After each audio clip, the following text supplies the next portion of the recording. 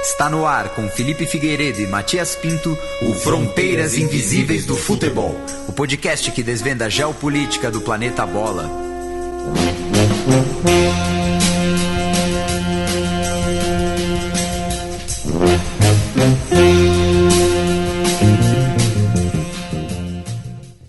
Boa alvorada, ouvintes da Central 3, está começando mais uma edição do Fronteiras Invisíveis do Futebol, parceria aqui da casa com o Xadrez Verbal.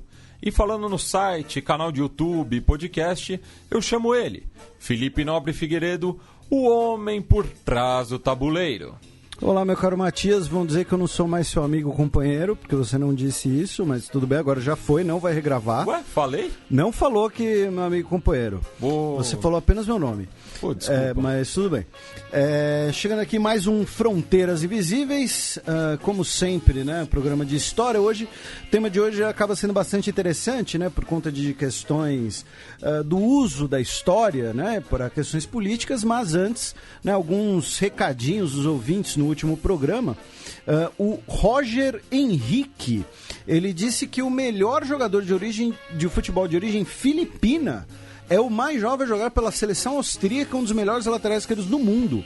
É o Alaba. Olá. David Alaba, que joga pela Áustria e pelo Bayern de Munique. Né? Eu não sabia que ele era de origem filipina. Não fazia ideia. O pai dele se chama Jorge Alaba, que é um príncipe nigeriano em Yorubá, e não é golpe do e-mail, segundo o nosso ouvinte. My dear friend. Não é golpe do e-mail, segundo o nosso querido Roger. E que foi para a Áustria e se casou com a Gina Alaba, que é uma enfermeira filipina que estava na Áustria estudando enfermagem. Louco, é a globalização, né? É, a globalização. Aí a Áustria tendo um bom jogador de futebol depois de muito tempo. Desde o meu xará Matias Sindelar. Cara, quando a gente era moleque, eu lembro que a Áustria jogou a Copa de 98 e o craque era aquele centroavante ruim deles, Polster. Mas foi mal em 98. E tinha o goleiro que era o Consel, que jogou muito tempo na Roma. Mas assim, que eu lembre, foi a única participação da Áustria em Copa recente, né? Acho que o anterior foi 82, quando deu lá aquela vergonha que eliminou a Argélia. Sim, então 98, acho que é a única lembrança que eu tenho. O Jonas Facion, né, que comentou no programa retrasado, agradeceu que a gente comentou, né, sobre a questão das bandeiras, e ele também disse que o Ted Bruschi, né, que é um dos melhores linebackers da história do New England Patriots, também tem origem filipina e foi capitão da defesa nos 3 primeiros super tigelas do Patriots, e pediu um abraço. Mas eu citei ele. Citou? Citei, tinha citado ele. E bem, ele pediu um abraço ao pessoal do América Mineiro Locomotiva, que é o time de futebol americano daqui de BH. Brincadeira, tinha que ser América Mineiro Wild Rabbits, alguma coisa assim. Só Rabbits, coelhões, né? Alguma coisa assim. O time do Palmeiras de futebol americano, se não me engano, também chamava Locomotivas, né? E o do Corinthians era Steamrollers, né? Que é... Como é que é o nome? Aquela... Maria Fumaça. Não, Steamrollers é aquele cilindro gigante que amassa as coisas no desenho animado. Você vai pesquisar? Deixa eu ver aqui. O compressor a vapor. Então tá aí a tradução via Google. Né? O Euler Rodrigues, né, disse que a língua filipina é um tema de debate porque ela seria o idioma Tagalog e o filipino seria uma variação do Tagalog falado na região de Manila, e porque o governo, né, criou o idioma para, né, estabelecer o idioma como filipino para que o idioma não fosse associado a uma etnia específica, a uma região específica. O nosso ouvinte, o financiador Denilton Sante, que sempre comenta nos programas, deu lá no Xadrez Verbal várias dicas de cinema filipino, tá? Então, para quem quiser ver lá, dar uma olhada, ele deu várias dicas interessantes. O Paulo Costa mandou um abraço, disse aí que gosta muito do programa.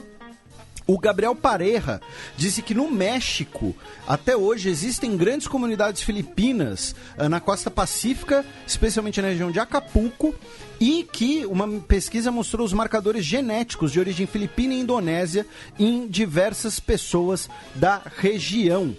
E também existem palavras que são originadas do Náhuatl, né, o idioma, entre aspas, asteca, que são usadas nas Filipinas, como zagarate para uma pessoa travessa ali, né, um moleque travesso. Capeta em forma de guri. Capeta em forma de guri. Também o Gabriel Narciso Pareja trouxe a história do ápice... Eu vou ler essa história, gente, tá? Eu sei que tem ouvintes que ficam agoniados com os recados e tudo mais, mas vocês têm que aprender a ser mais pacientes. Ou usar o fast forward. E é isso, mas isso daqui, essa história é deliciosa, né? Do cortesia aqui do Gabriel Narciso Pareja. Não conferi, tá? Se ele tá inventando, eu tô caindo aqui, mas enfim. O cara é criativo. E ele é criativo, né? Existe uma lenda que é o ápice dos rolês aleatórios e é super conhecida no Distrito Federal Mexicano. Reza a lenda que um soldado chamado Gil Pérez estava fazendo a guarda do palácio do governador colonial em Manila no dia 24 de outubro de 1593. Um dia depois, o governador colonial Gomes Pérez das Marinhas ser morto por piratas chineses no mar próximo a Manila. Quando se sentiu tonto, escorou na parede e fechou os olhos. Ao abri-los, estava na Plaza Maior, na Cidade do México, viajando 14.236 quilômetros de distância em segundos. Quando o viram com, entre aspas, o uniforme errado, ele foi interrogado e contou sobre a morte do governador, o que ainda não era sabido por lá, e acabou preso por deserção e com a acusação de servir ao demônio. Meses depois, quando chegaram os galeões de Manila, confirmaram que o governador tinha morrido e um dos soldados que veio na viagem o reconheceu, garantiu tê-lo visto no palácio em Manila naquele 24 de outubro. Ele foi liberado e autorizado a voltar para Manila de navio dessa vez. São conhecidos relatos escritos dessa lenda desde o século XVII. Não procurei History Channel, mas deve ter algum documentário explicando como os aliens fizeram isso. Então tá aí o rolê aleatório do cara que teve teletransporte. O Lucas Faria, ele acha que a gente devia ter falado mais do novo Exército Popular das Filipinas, que é uma das poucas guerrilhas comunistas ativas ainda no mundo, que tem uma força de cerca de 5 mil membros.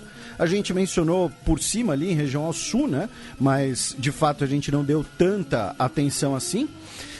O Levi Arcanjo, ele nos ofendeu. Opa! Porque ele disse que gosta muito da nossa interação, e disse que nós somos parecidos com eu seria o Galvão Bueno e você seria o Arnaldo. Não, para tudo. Então, como eu disse, ele está nos ofendendo. A regra não é clara. Mas está aí. E ele pediu um abraço pro Caio Luciano, pra Ruth, em Santana do Acaraú, Ceará, pra Ali em Recife, o Everardo na Califórnia, Flof e Jana no Paraguai e Davizão e HF em Fortaleza.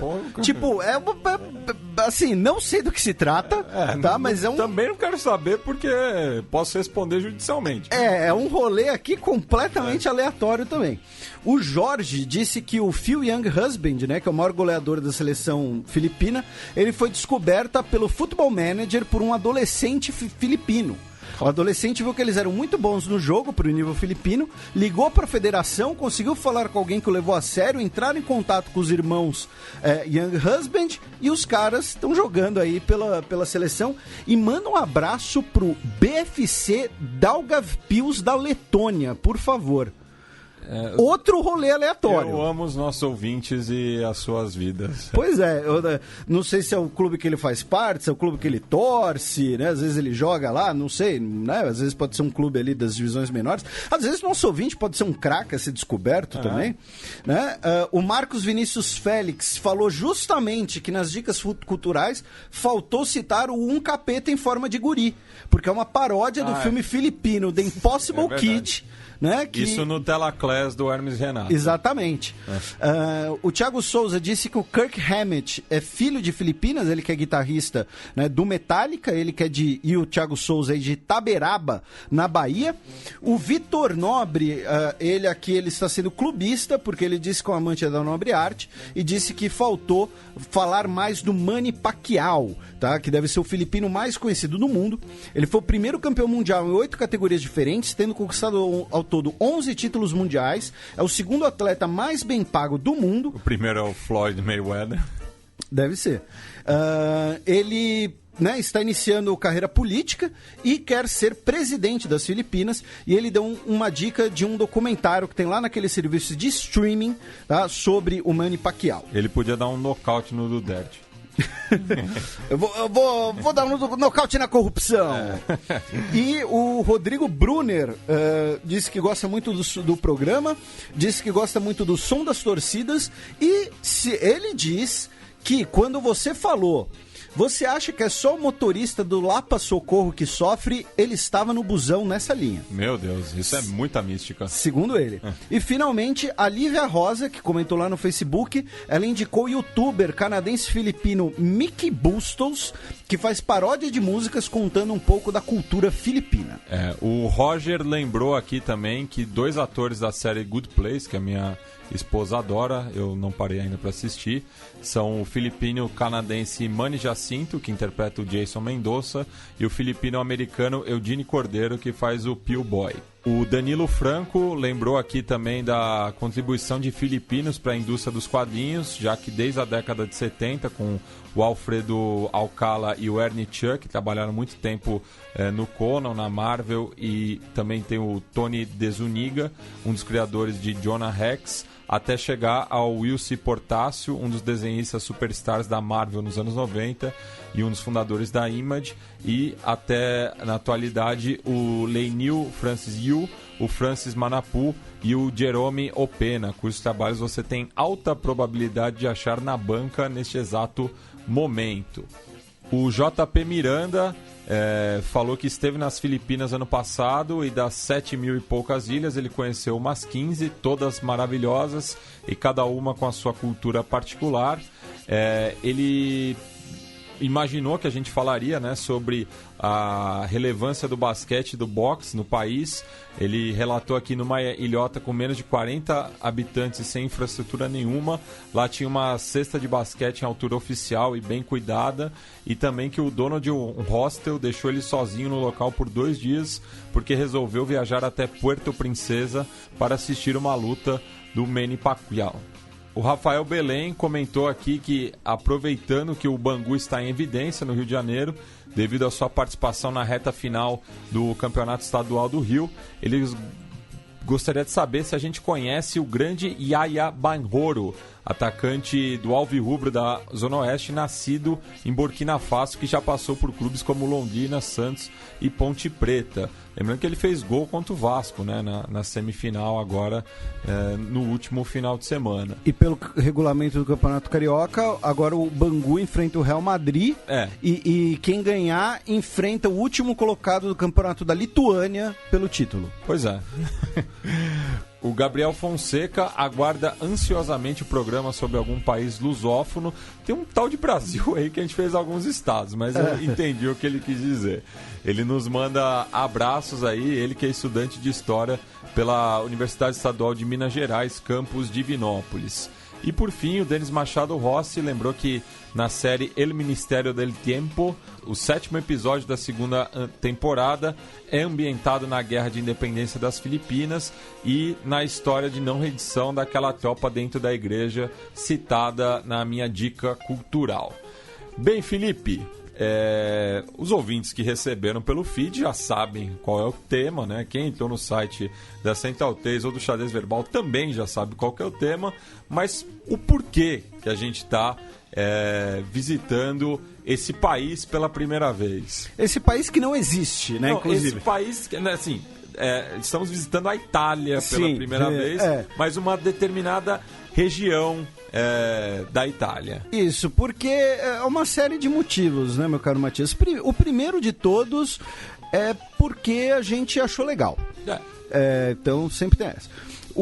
Agora, falando mais sério, assim, primeiro, os nossos ouvintes costumam gostar bastante, né? E acho que funciona bem quando a gente fala disso, né, de regiões que buscam por autonomia, os separatismos, ou até mesmo que não tem essa busca, mas que um dia já foram regiões separadas, têm uma identidade, digamos assim, diferente do restante do país que eles fazem parte, né? A gente já fez sobre 3 regiões espanholas, a gente já fez sobre a Córcega, né, que é uma região da França, para dar alguns exemplos. E acho que esse tipo de brincadeira, de exercício de imaginação, ele acaba funcionando bem. E foi quando a gente fala de esporte. E é o mote também da série original, né? O Fronteiras Invisíveis da Europa. Sim. Que inspirou esse podcast. Que eram alguns textos que eu fazia sobre os separatismos europeus, que eram muito pouco conhecidos e que eles começaram a ganhar força em 2 sentidos diferentes nos últimos anos, né? Especialmente crise de 2008.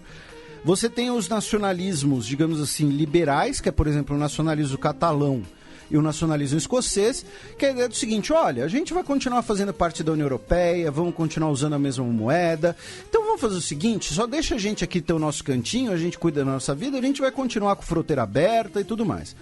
E você tem os nacionalismos já mais separatistas, como por exemplo de Flandres, nos Países Baixos, como o de algumas regiões hoje, né? Não vou dizer no geral, né? Mas, por exemplo, algumas regiões da Itália, enfim, que é um pouco que a gente vai ver hoje, que é a ideia do, olha, nós somos uma cultura diferente, somos um país diferente, a economia está em crise, a gente quer cuidar da nossa economia, a gente sustenta a economia dos outros, né? Então, esses separatismos europeus, essa visão muitas vezes idealizada, romantizada da Europa, ela acaba sendo muito interessante da gente dar uma olhada. E terceiro, no caso específico da Padania, hoje, o partido que surgiu com essa bandeira é hoje um dos 2 partidos mais influentes da Itália e um dos partidos mais influentes da Europa Ocidental. Né? Pensando nas eleições europeias que a gente vai ter agora daqui a pouco, pensando na própria visão sobre a União Europeia, né? Sobre o euroceticismo. Então aí a gente vai falar um pouco, digamos assim, desse conceito, né? Chamado Padania. Então, passemos para a história da Padania antes do surgimento desse nome.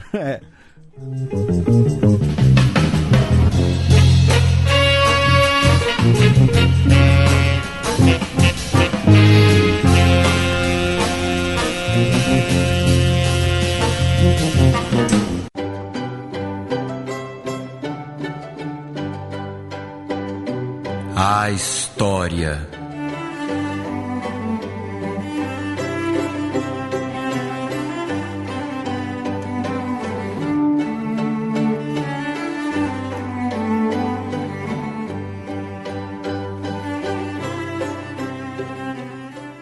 Bem, Felipe, eu sei que não é o nome desse bloco, mas vamos situar a Padania no mapa antes.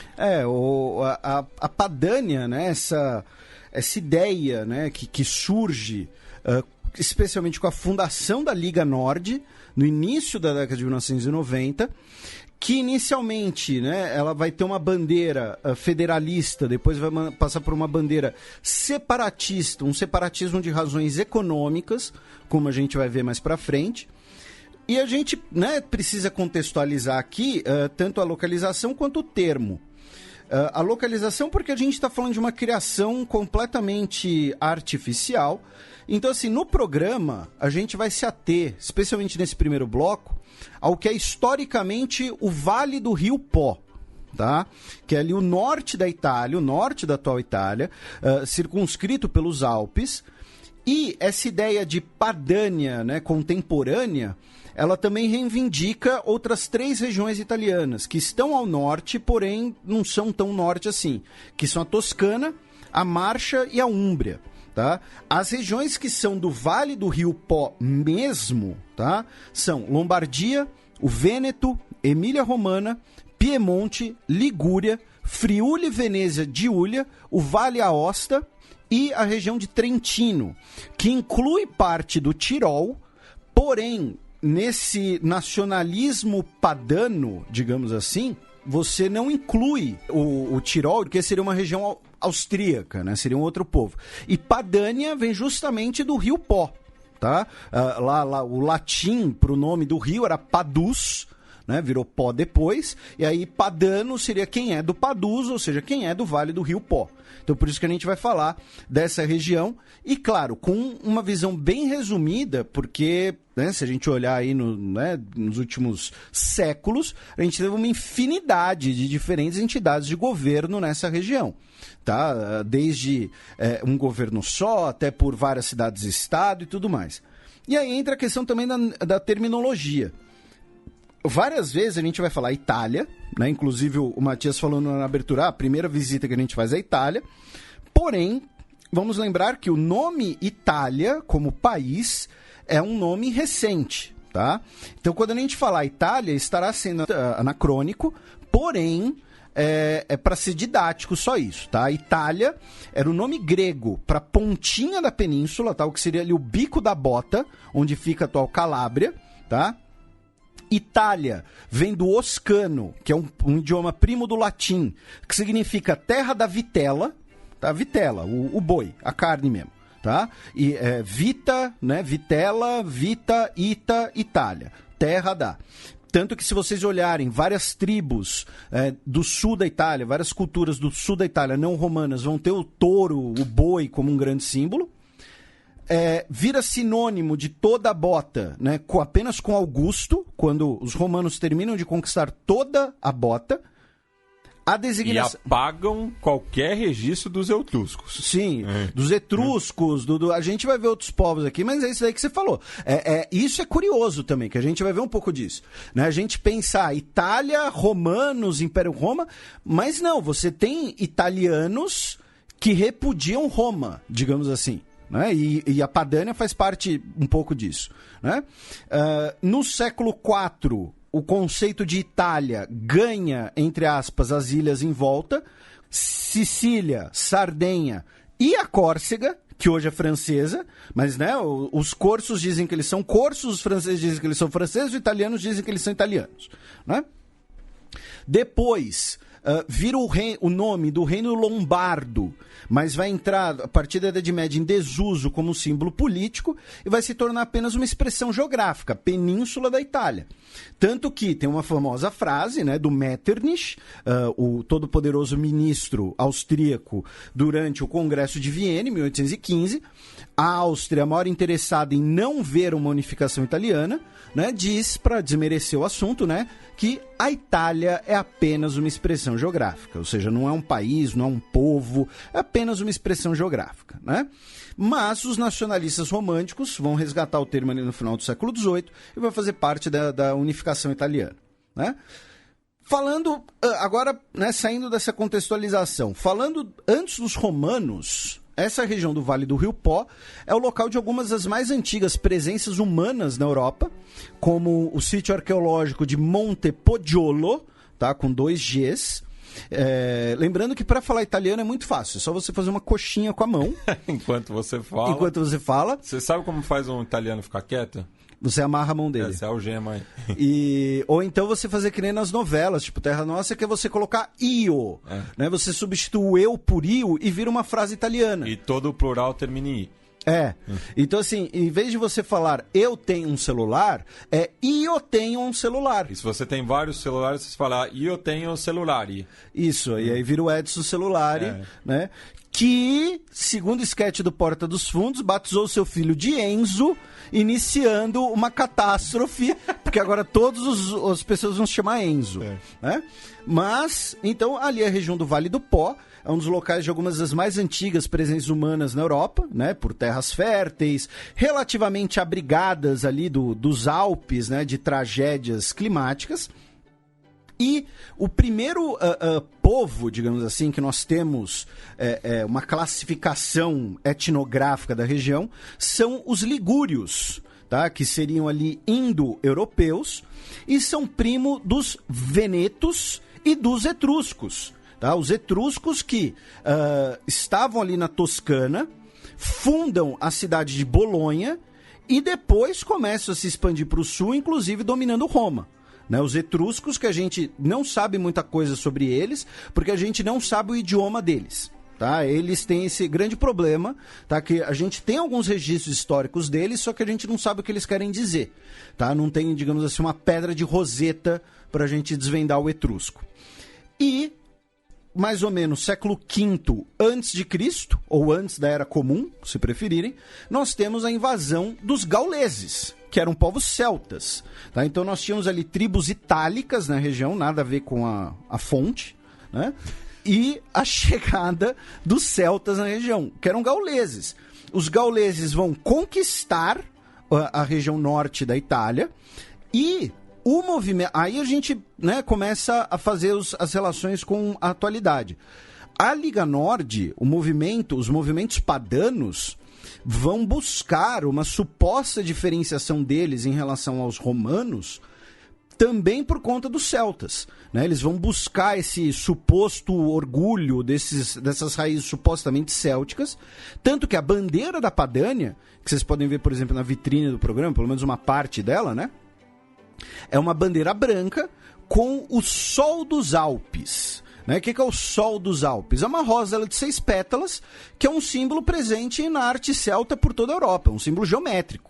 Tá? Em cor verde, que é uma cor muitas vezes ligada com os celtas por conta ali do tingimento natural que eles davam em roupas. Né? Os celtas usavam muito tingimento verde e muito tingimento azul. Tá?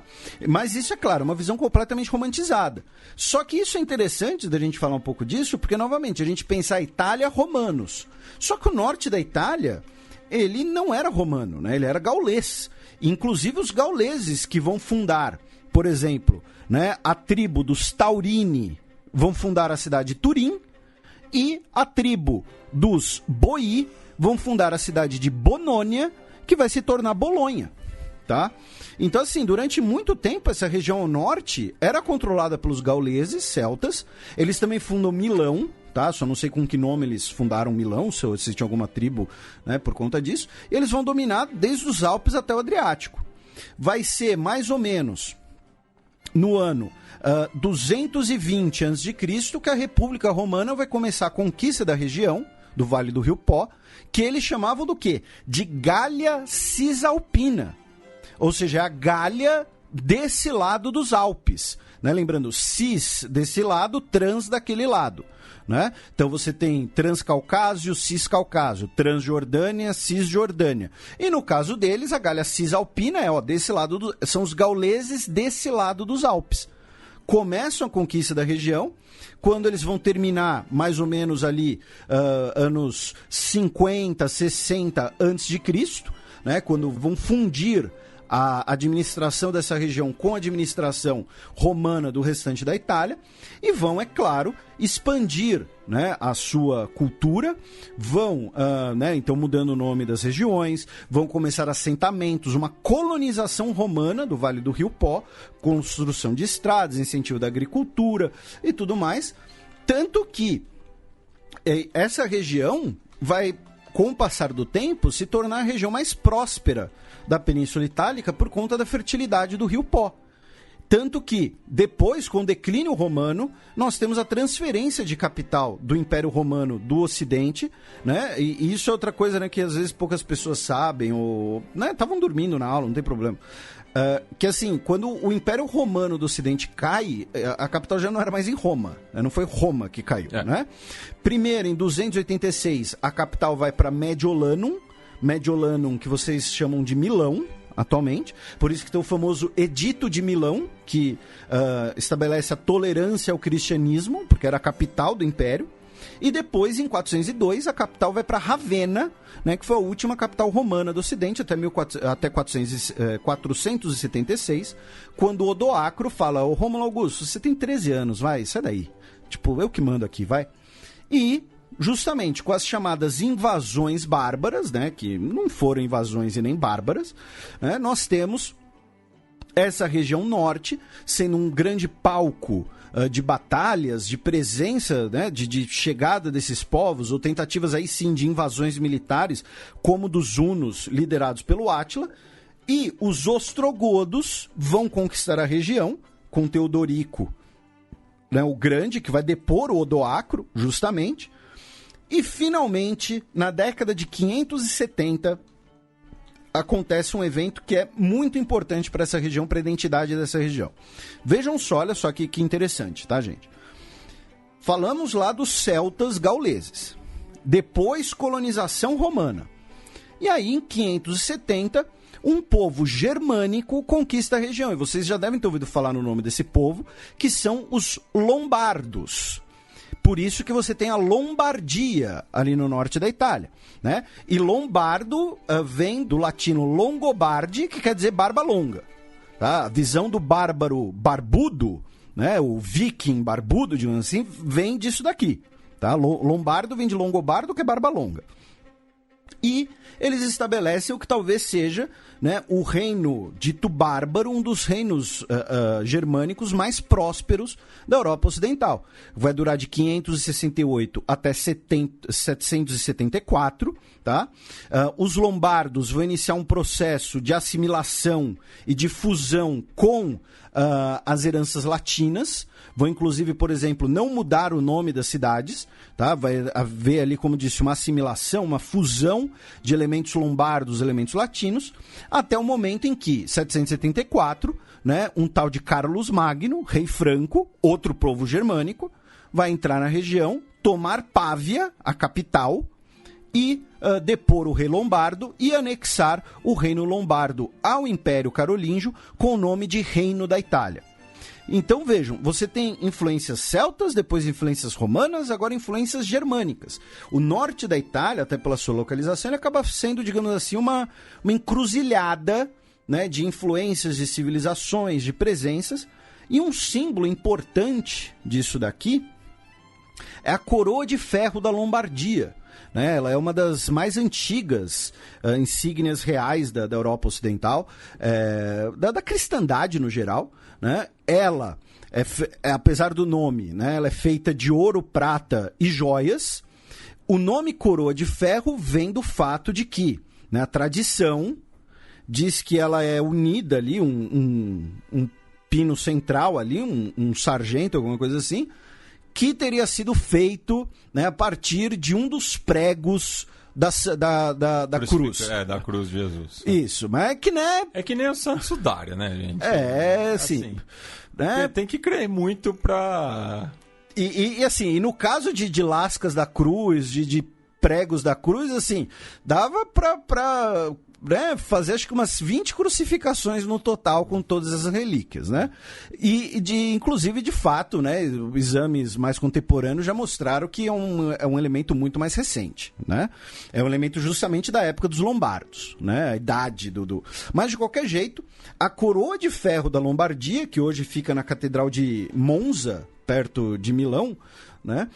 Não fica no porta-malas, nem no porta-malas de um Monza. Ela acaba se tornando um símbolo da Itália, como a gente vai ver mais pra frente, né? Quem tem a coroa de ferro da Lombardia, entre aspas, tem a Itália, tá? E, inclusive, eu gostaria muito de um dia ver a coroa, né? Eu recentemente tive o privilégio, já faz mais de um ano, tive o privilégio de ver a coroa do Sacro Império Romano Germânico e, de fato, né, pra gente que gosta disso, é curioso. E aí, essa influência germânica, né, versus essa influência latina histórica, vão acabar entrando, não vou dizer em tensão, né, mas num cabo de guerra ali, num vai e volta. Por quê? Nós temos, né, o fim do Império Carolíngio, a partição do Império entre os netos de Carlos Magno, o Lotário se ferra porque fica com a parte do meio, e a parte oriental se torna o embrião do Sacro Império Romano Germânico. E, né, o primeiro imperador, né, o Otto da Saxônia, ele fala, peraí, o norte aqui, essa região do Vale do Rio Pó, ela é importante, ela é interessante, e ela fazia parte do Reino Franco, então ela faz parte do Sacro Império. Ou seja, a região norte da Itália, ela era vista como uma região parte do Sacro Império Romano Germânico, como parte do Império Germânico. Só que os nobres locais, os duques locais, né, começam a não gostar muito disso, até porque eles, né, muitas vezes de uma herança, de uma tradição latina, esse tipo de coisa, então você começa a ter, primeiro, uma tensão, né, regional entre a região e o centro de poder. Segundo, um choque cultural, E terceiro, o norte da Itália nesse momento, né, ele já não é mais um reino, um ducado unificado. São várias pequenas cidades-estados, né, comunas, ducados, as repúblicas costeiras, as repúblicas marítimas de Gênua, por exemplo. Né? Então, é uma grande disputa de poder ali, uma grande colcha de retalhos. Tá? Um abraço para todo mundo que nos ouve enquanto joga Europa Universalis, porque, né, isso daí é bem retratado ali no jogo. E nesse momento, o norte da Itália ele já começa a florescer economicamente, porque você tem essa posição geográfica que privilegia o comércio, né, já que é um trânsito ali do leste para o oeste.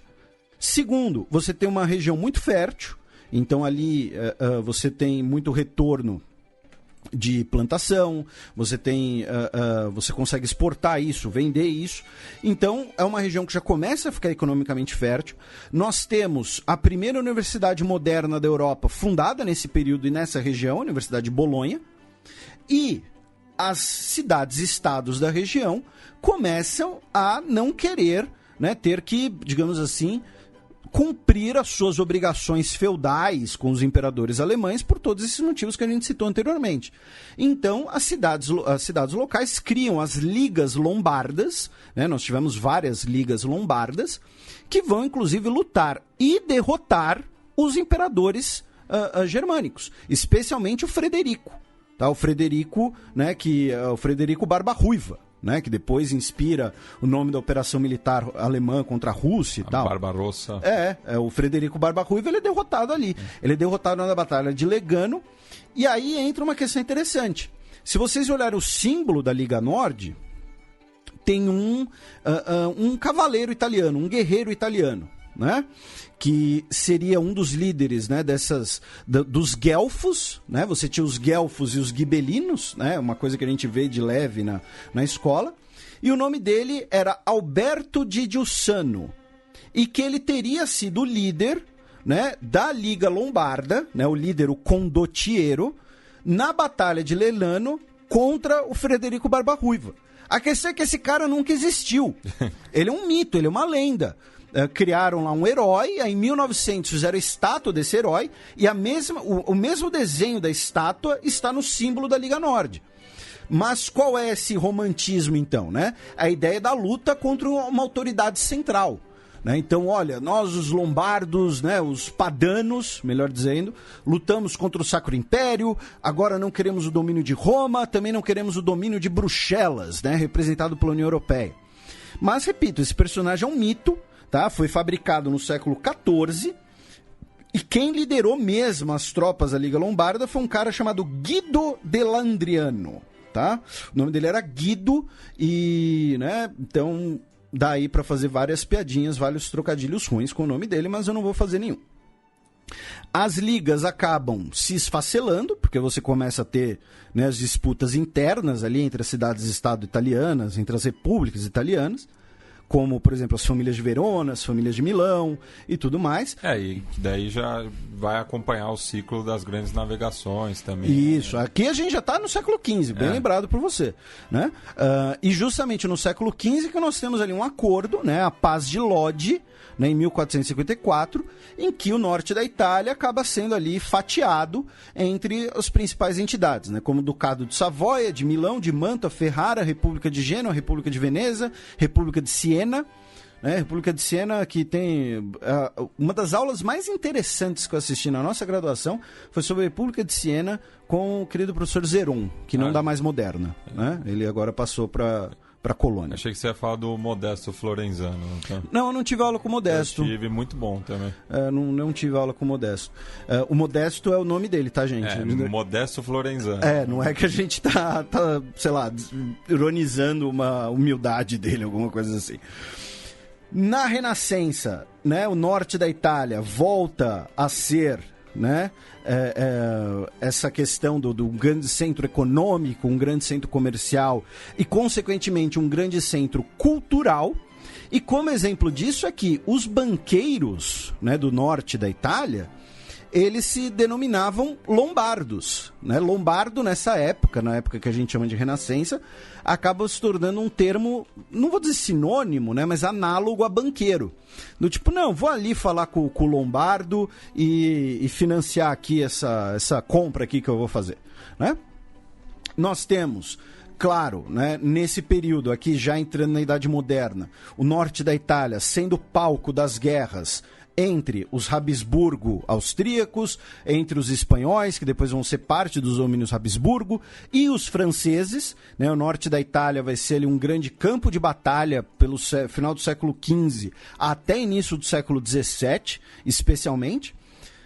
Boa parte da região vai ficar sob controle Habsburgo, tá? Seja da Espanha, seja da Áustria, e os otomanos vão inclusive estar presentes ali, entrar em algumas disputas com a República de Veneza, né? Temos uma das batalhas navais mais importantes, mais conhecidas da história entre venezianos e otomanos, e no século XVII, XVIII, o norte da Itália vai começar a entrar em declínio, né? Por quê? Porque o eixo econômico, né, já vai sair das cidades-estado italianas, vai passar para os reinos ibéricos, depois passar para a Inglaterra, teremos as guerras que eu mencionei, teremos peste, doenças, né, sobre peste, inclusive, temos, né, o exército de Brancaleone, né, inclusive, né, que se passa justamente nessa região, embora seja... um pouquinho antes, acho que é a época que retrata, né? Mais Idade Média, né? Sim. Inclusive o Milan, que a gente vai falar no próximo bloco, né? Que é uma das equipes da região, tinha uma torcida que chamava Fossa de Leone, e eles cantavam Leão, Leão, Leão, da Fossa de Leone. Se você nunca assistiu o Exército Brancaleone, assista, tá? E no final do século XVIII, né, com o período das revoluções, né, dos nacionalismos, do romantismo, as ideias iluministas e a Revolução Francesa, nós temos o norte da Itália sendo também, primeiro, um palco de batalhas entre franceses e austríacos, e segundo, um local que os franceses vão expandir os ideais revolucionários com a ideia do seguinte, olha, a gente derrota os austríacos, toma a Itália deles, só que em vez de a gente tomar e ocupar a Itália, a gente faz o seguinte, olha Itália, vocês vão ser dependentes agora, tá aqui o Código Civil Napoleônico, vão criar o Reino da Itália, tá? E vocês vão ser dependentes com a condição que vocês têm que ser aliados nossos na guerra contra os austríacos. E aí é estabelecido o novo Reino da Itália, que vai durar de 1805 até 1814, com Napoleão como seu rei, mas um rei ali simbólico, e ele vai ser coroado com o quê? Com a coroa de ferro da Lombardia, aquela que a gente falou lá da Idade Média. No Congresso de Viena, né, com a postura restauradora, né, nós temos ali os reinos do norte da Itália sendo restaurados, como o Reino da Sardenha, a República de Gênua, Ducado de Parma, Ducado de Módena, né, todos esses antigos estados italianos. É criado o reino da Lombardia-Venezia, que na verdade era uma posse habsburga, tá? Era um cliente austríaco. Só que, como parte desse impacto de você criar, né, um reino italiano, né, dessa tentativa de unificação italiana, as revoluções românticas, e claro, a gente vai falar da unificação italiana um outro dia que a gente falar da Itália especificamente, né? Mas isso acaba fortalecendo muito a causa italiana, e aí de uma forma simbólica, para tentar aplacar isso, quando Ferdinando, né, o imperador da Áustria, que governou de 1838 até 1848, quando a Primavera dos Povos faz ele renunciar, ele se coroa com a coroa do Sacro Império, a coroa Habsburga, e com a coroa de ferro da Lombardia. Do tipo, olha, eu sou o rei dos italianos, eu reconheço que existe a Itália, tá? Que existem aqui os italianos, mas eu sou o rei de vocês. Tá? Então assim, a concessão foi falar, olha, tá bom, vai, tem essa coroa aqui que simboliza vocês, eu vou pôr ela na minha cabeça, mas eu continuo mandando em vocês, tá? Com o processo de unificação ali no século XIX, nós temos especialmente, né, o reino do Piemonte-Sardenha conduzindo essa unificação em parceria primeiro com a França, depois com a Prússia, né? Tanto que, por exemplo, os italianos vão chamar de Terceira Guerra de Independência O que os alemães vão chamar de Guerra Austro-Prussiana. E os austríacos vão chamar de Guerra das 7 Semanas, porque foi o tempo que demorou para eles serem derrotados. Tá? Mas o reino do Piemonte-Sardenha, né, vai conduzir essa campanha, que vai ser basicamente expulsar os austríacos e anexar os reinos e as entidades do norte da Itália, enquanto a região sul e central é conquistada pelo Garibaldi, tá? Que tinha um ideal republicano e um ideal anticlerical para a unificação da Itália. Porém, o Garibaldi ele é forçado ali a aceitar a autoridade do rei Vítor Emanuel, desistir da sua ideia ali republicana antipapa. Porém, quando o Vítor Emanuel olha para o outro lado, o Garibaldi invade Roma, é derrotado por tropas francesas. E aqui outra coisa interessante da gente lembrar. Roma não foi a primeira capital da Itália. A primeira capital da Itália foi Turim, depois Florença, porque Roma era do Papa, e a Itália é fundada em 1861, a Itália só vai tomar Roma em 1870. Por quê? Porque Roma era guardada por tropas francesas, de Napoleão III, um católico bastante praticante, só que com a Guerra Franco-Prussiana, ele tem que retirar suas tropas de Roma para lutarem contra os alemães. E aí a Roma fica desguardada, os italianos vão lá, invadem e tomam a cidade. E até 1929, o papado não vai aceitar isso. Tá? O papado vai se dizer sequestrado, tá? Numa cidade ocupada por uma força estrangeira. Tá? Então isso que a gente conhece hoje, tá? De Roma e cidade do Vaticano, Roma capital da Itália, tudo bonitinho e tal, é uma coisa extremamente recente. Tá, gente? É interessante da gente pensar nessas coisas. Então, nós temos esse processo, né, de conquista do restante da Península Itálica, e aí, finalmente, né, a capital vai para Roma, o que vai diminuir o peso administrativo, inicialmente, de Turim. Só que aí começa o processo com a unificação, começa não, né, mas se agrava o processo que vai originar, digamos assim, o pensamento da Liga Nórdica, que é o seguinte: com a unificação, nós temos o início da industrialização italiana. E a industrialização italiana, ela vai ser muito focada no norte, na região do Vale do Pó. Por quê? Porque é uma região que você tinha mão de obra, porque muita gente morava lá por conta do campo. É uma região que você tem energia hidrelétrica, gerada pelo Vale do Rio Pó. Você tem as poucas reservas de carvão mineral e gás da Itália localizadas nessa região norte. Então vai ser no norte, já no final do século XIX, que inicia-se o processo de industrialização do Vale do Rio Pó. Tanto que Turim, né, Turim é a sede das maiores conglomerados industriais italianos, como... Uma tal de Fiat. Uma tal de Fiat. E todas as subsidiárias. Porque assim, a gente fala Fiat, mas assim, Fiat, Ferrari, Pirelli, a Jeep, é tudo a mesma empresa, né? Pelo menos era até pouco tempo atrás. Então, tudo isso no norte da Itália. E você tinha o chamado Triângulo Industrial, né? De Milão, Turim e o Porto de Gênua, que era o principal escoador dessa produção. Com, né, o início do século XX, essa região vai se tornar um foco, inclusive, da indústria bélica italiana. E, pós-Segunda Guerra Mundial, vai crescer ainda mais, por dois motivos. Primeiro, o norte da Itália ele ficou basicamente preservado da destruição da Segunda Guerra Mundial. Tá? Enquanto o sul foi campo de batalha, enquanto a Alemanha foi, né, terraplanada pelo alto, o norte da Itália ele acabou sendo preservado, em boa parte. E, além disso, com o pós-Segunda Guerra Mundial, você tem Plano Marshall, um investimento, né, enorme, um processo de reconstrução. Então, é o período chamado de milagre econômico italiano. Né? No pós-Segunda Guerra Mundial, todos os países europeus tiveram um milagre para chamar de seu. Né? Só os franceses, que sempre querem ser diferentões, e não chamam de milagre, chamam de 30 anos gloriosos. Tá? Mas, enfim, é o milagre econômico francês. E, nesse sentido, você acaba criando uma discrepância econômica muito grande do norte com o sul da Itália. O norte industrial, o sul rural. As políticas de Estado vão favorecer o norte, primeiro com a ideia, né, de você gerar a industrialização, aquela coisa da via prussiana no final do século XIX, e também por quê? Porque quem forma, né? A Itália é o reino do Piemonte e Sardenha. Então, assim, os governantes, os administradores eram todos do norte da Itália, em sua grande maioria. Então, eles vão focar as suas políticas no norte da Itália. A carga fiscal mais pesada era sobre a propriedade da terra, ou seja, olha só que paradoxal. Ao mesmo tempo que você industrializava o norte, você tinha uma carga fiscal mais pesada no sul, que era rural. Ou seja, você tinha maiores propriedades, então você pagava mais impostos.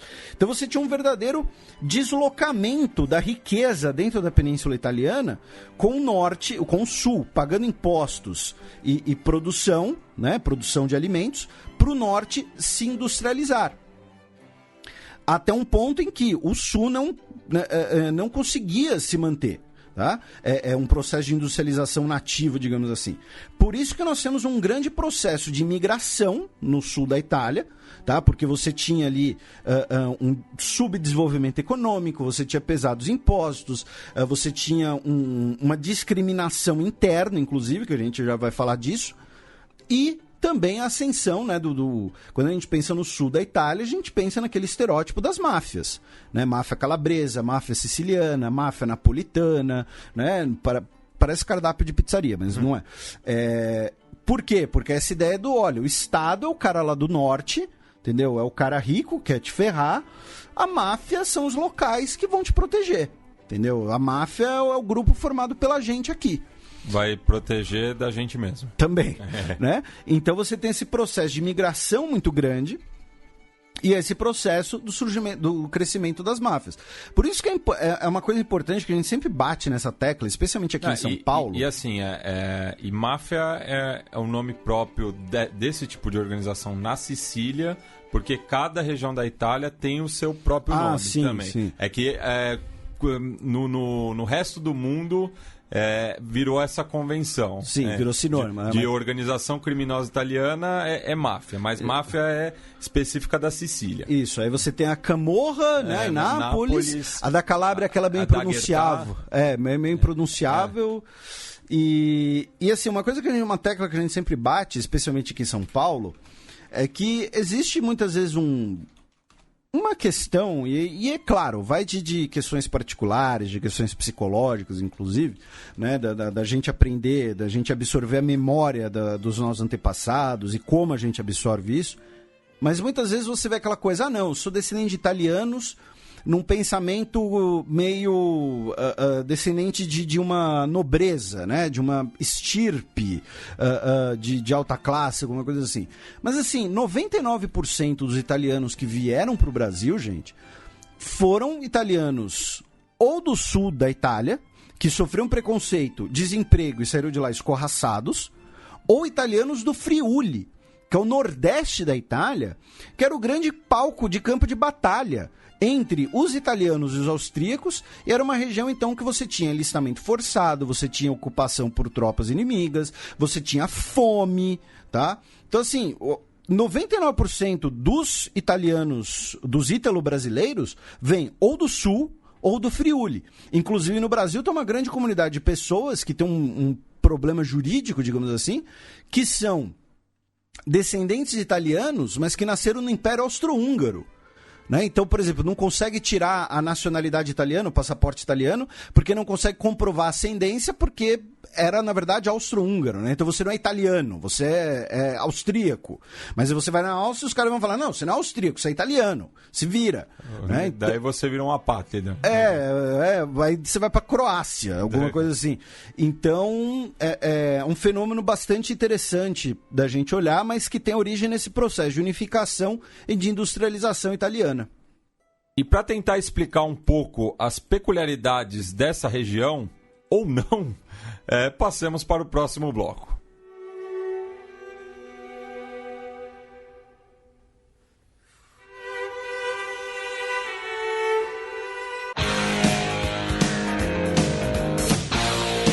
O campo.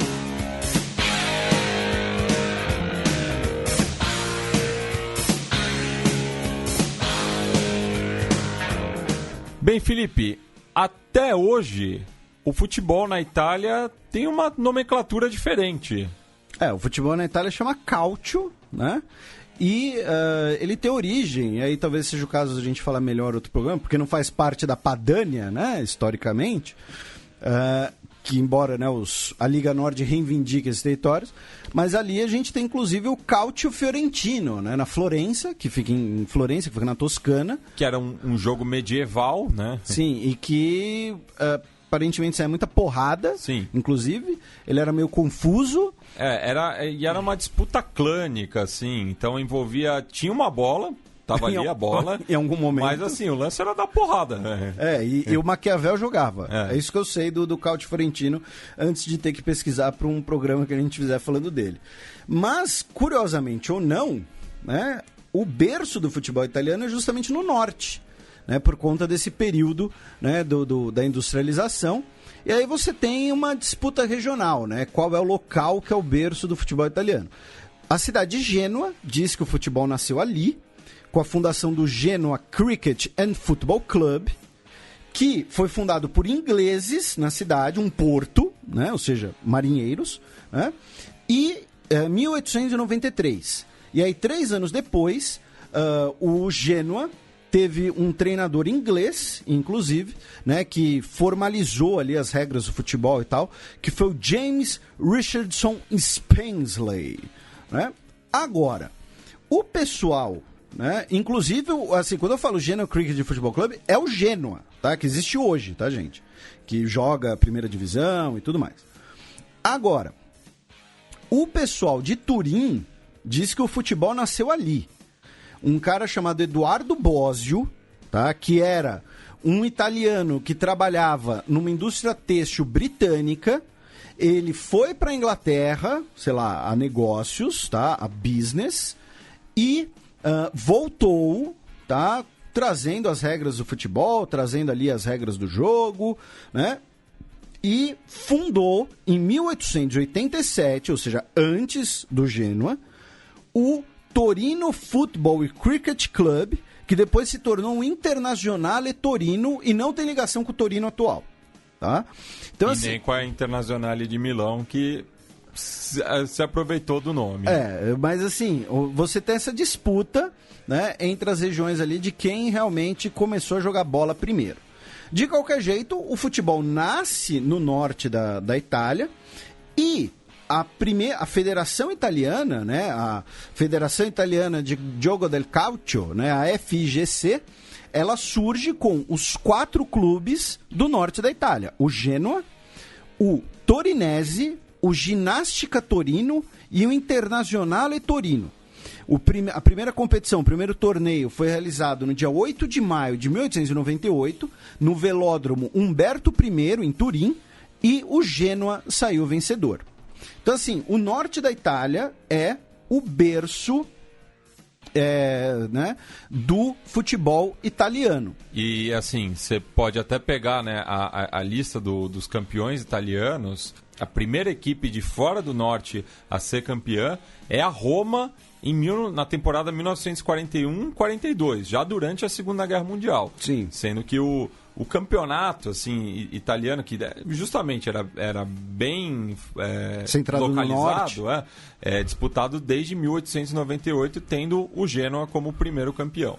E assim, só para constar, um dia a gente pode falar da cidade eterna e tal, mas a Roma que ela tem uma história curiosa, porque hoje em dia o time que é associado com o fascismo em Roma é a Lazio, né? E a torcida reivindica essa associação, né? A questão do SS Lazio, a Águia e tudo mais, mas a Roma foi fundada por ordem do Mussolini. Foi a união de diversas equipes romanas para fundar uma equipe justamente para restaurar, assim, vamos dizer, o Império Romano através do futebol. Porque o símbolo, as cores, é a cor da túnica do imperador, a loba, né, do mito fundador de Roma. Então a Associação Esportiva Roma foi uma união de diversas equipes ali no final da década de 20. E para ter um time com o nome Roma, porque não tinha. E a Lazio se recusou a fazer parte disso. Então é curioso, né, que acaba virando tendo essa troca aí. Na Padania, ela tem uma seleção própria, Mas assim, aí entra uma coisa muito interessante que também está na origem dessa nossa brincadeira do Fronteiras Invisíveis, que são as seleções nacionais que não são filiadas à FIFA, né? Que muitas vezes são baratos, são interessantes, são casos curiosos. E assim, a gente já tratou em outros programas, né? Catalunha, País Basco, tudo. Essas seleções, ela tem um certo reconhecimento, assim, não vão disputar uma Copa do Mundo, a Eurocopa, mas existe um reconhecimento de parte da Federação Internacional, da Federação Europeia ou mesmo das federações locais. Aqui no caso da seleção da Padania, não existe nenhum reconhecimento até para não mexer nesse vespeiro aqui. Isso. Ao contrário, por exemplo, da seleção da Sardenha, que tem ali uma complicitude ali da federação, tal, porque a Sardenha é uma ilha diferente, tal, né? Então, assim, o time da Padania, ele realiza seu primeiro jogo em 98, vejam só, em 98. Preste atenção nessas datas, ou seja, o fenômeno da Padania, de criação dessa identidade da Padania, é extremamente recente, como a gente vai ver no próximo bloco.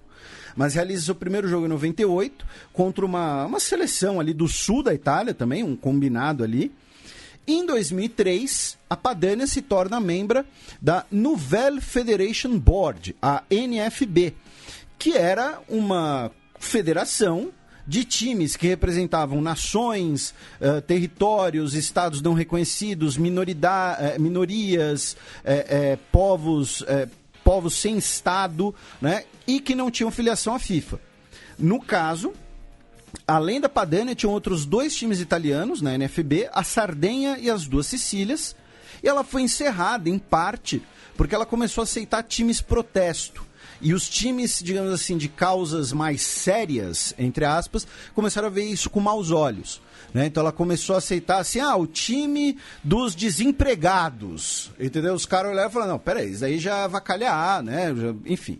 E aí, em 2013, foi formada a CONIFA, que é a Confederation of Independent Football Associations, ou seja, uma confederação de associações de futebol que não são ligadas a um Estado e que não são filiadas à FIFA. Sardenha também é membra e Nice também é membra. E aí você pode olhar e falar, não, mas Felipe, você está viajando, Nice é na França. Exatamente, Nice é na França, mas historicamente Nice é da Itália. Nice é o local de nascimento de Garibaldi, inclusive. A Itália deu Nice e Savoia para a França em troca do apoio para bater nos austríacos. Então a Itália foi governada pela Casa de Savoia e Savoia hoje fica na França, tá? Então, assim, dos campeonatos, né, que a Padania disputou, a gente vai fazer um breve retrospecto aqui, que o barato mais é ver as seleções com quem jogou, né? Primeiro, nós tínhamos a Viva World Cup, que era organizada pela NFB, né, não existe mais. Foram realizadas 5 edições entre 2006 e 2012. Ela surgiu no norte do Chipre. E aí, aproveitando, nós temos uma fronteira sobre o Chipre. Marca no bingo. Né, o Chipre grego e o Chipre turco. E a Padania disputou 2008, 2009, 2010. 2009 foi a sede, inclusive. E foi campeã nas 3 vezes que disputou. Tá? Em 2008, enfrentou, na primeira fase, melhor dizendo, foi assim, digamos assim, pontos corridos, né? O time de siríacos aramaicos, tá? Que são basicamente os sírios cristãos não árabes, curdos iraquianos, os Sápmi, que são os, digamos assim, os, entre aspas, indígenas da Escandinávia, a gente falou um pouco deles no programa da Finlândia, e Provença, tá? Na França. Os jogos foram na Suécia, com os Sápmi como anfitriões. Padania venceu os seus 4 jogos e depois venceu os siríacos na final por 2-0. Os 2 primeiros faziam uma final. Em 2009, ficou num grupo com curdos iraquianos e com Occitânia. O outro grupo tinha Provença, o Sápmi e, desculpem, né, a 5ª série, o Gozo, porque Gozo é uma ilha que faz parte do arquipélago de Malta. Mas eles não se dizem malteses, eles se dizem gozados. Né? Desculpa, tava muito na cara. E aí eles têm lá um combinado próprio, lá um time, né, um arrumado lá. A Padania venceu os 2 jogos, venceu o Sápmi na semifinal e venceu os curdos iraquianos na final. Em 2010, o torneio foi em Gozo, justamente. O grupo era com o time da casa e Occitânia. O outro grupo tinha curdos iraquianos, Duas Sicílias e Provença. Venceu os 2 jogos, venceu Duas Sicílias na semi e venceu os curdos iraquianos na final. E depois nós tivemos a CONIFA World Football Cup, né, que foi realizada em 2014, 2016, 2018. Aí começou a ficar mais sério. E ano que vem vai ser realizada na Somália, tá, em 2020. A edição 2014 foi na Suécia. O grupo teve Ossétia do Sul e Darfur, porque ainda não tinha o Sudão do Sul, né? Então era uma seleção representando, digamos assim, o Sudão do Sul. Já existia. Estava começando. Estava começando, acho que já era até filiado à FIFA, mas ainda era muito incipiente. E é a comunidade sudanesa do Sul na Inglaterra, especialmente. Venceu os 2 jogos, inclusive metendo 20-0 em Darfur. Perdeu para o Condado de Nice nas quartas por 2-1. E ficou em quinto após vencer a Abcásia e os curdos iraquianos nos pênaltis na repescagem. A Abcásia, que é um pedacinho ali entre Rússia e Geórgia, que a Rússia, inclusive, anexou. E que não é a Ossétia do Sul. E que não é a Ossétia do Sul, que é habitado, digamos assim, por russos étnicos, né? 2016, o campeonato foi na Abcásia. Foi a primeira edição que contou com eliminatórias, inclusive. A Padânia foi eliminada nas eliminatórias porque escalou um jogador irregular. Mas, como a seleção dos Roma, tá? Uma seleção, entre aspas, cigana, né? Lembrando que cigana é pejorativo. E na Itália, por exemplo, zingaro, que é cigano italiano, é um xingamento muito ofensivo. Sim, e por isso que eu coloquei entre aspas que, né, é o povo Roma. Porém, como o combinado Roma desistiu de participar, a Padânia acabou indo pro torneio. No seu grupo ficou com o norte do Chipre e com a Raétia, tá? Que seria ali um grupo germânico ali do sul da Alemanha, ali dos Alpes mais ou menos. Perdeu do Chipre, venceu a Raétia, venceu os curdos iraquianos nos pênaltis nas quartas de final. Na semi, perdeu para Punjab, que é o time da comunidade Punjab no Reino Unido. Tá? Não é um time de indianos da Índia, é um time de indianos descendentes no Reino Unido. Na semifinal e na disputa do terceiro lugar, perdeu para o norte do Chipre, né, para o Chipre turco. Tenho certeza que os nossos ouvintes que estão ouvindo esse bloco vão pedir para a gente fazer um programa sobre todos esses times locais. Citados. Em 2018, o campeonato foi em Londres. Os anfitriões, né, na teoria, eram os Barawa, da Somália. Porém, como não tinha condição do campeonato ser na Somália, eles fizeram em Londres, porque muitos deles moram na Inglaterra. Mas a ideia é que ano que vem seja na Somália. Tá? O grupo tinha o combinado de Zekeli, que são os húngaros que moram na Romênia. Tá? O combinado de Matabeleland, tá? Eu acho que eu consegui pronunciar corretamente, que é uma fatia do Zimbábue, tá? A região oeste do Zimbábue, e a seleção de Tuvalu, tá? O arquipélago mesmo, tá? A seleção semiprofissional deles. Venceu os 3 jogos, venceu o Punjab nas quartas de final, perdeu do norte do Chipre na semi, né? Aí a maldição no caminho da Padânia, e venceu de novo os Ezekeli nos pênaltis na decisão pelo terceiro lugar. Tivemos 2 edições da CONIFA Euro, tá? Que a Padânia venceu ambas, e a próxima edição vai ser agora em junho, em Artsakh, que é a antiga Nagorno-Karabakh.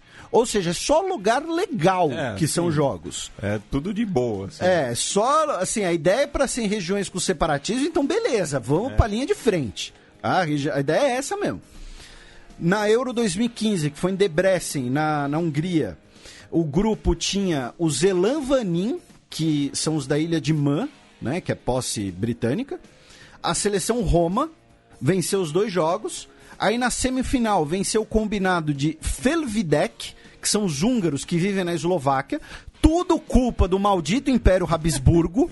A gente tem um programa sobre a República Tcheca e a Eslováquia, inclusive, na semifinal. E venceu Nice na final. Em 2017, a Euro 2017 foi no norte do Chipre.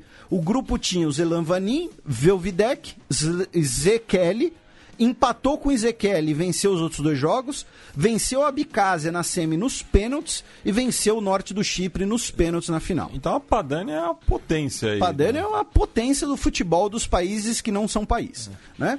Falando dos estádios, é difícil a gente falar o estádio que é casa da seleção da Padania. Então, pegando, né, quando a Padania foi a sede, né, da Viva World Cup, né, em 2009, nós tivemos os jogos que foram... o jogo de abertura foi no estádio Franco Sola, em Varese. E lembrando que na Itália, tirando a Juve... salvo engano, não tem mais nenhum estádio particular, né? Todos esses, então, são estádios públicos. Eu não sei. Então houve o Biratã Leal certamente vai te encher o saco. Então houve aí um apoio estatal. Né? Ou aluguel, não sei, né? Mas a abertura foi no estádio Franco Sola, em Varese, que é casa do time chamado Varese, para 10 mil pessoas.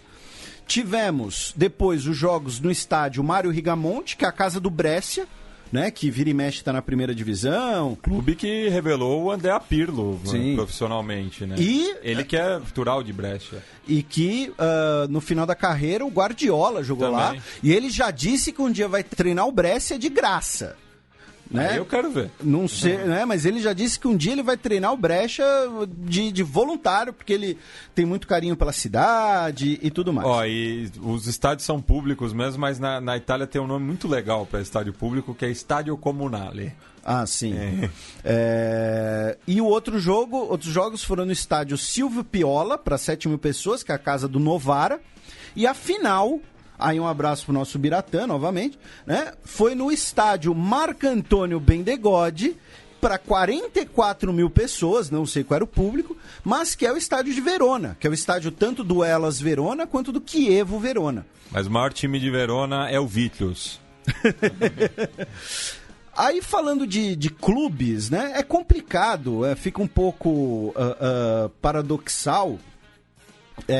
Que é o seguinte, não existe, né, uma liga da Padania. Até pela própria pirâmide do futebol italiano. Sim, né? Você tem as ligas regionais.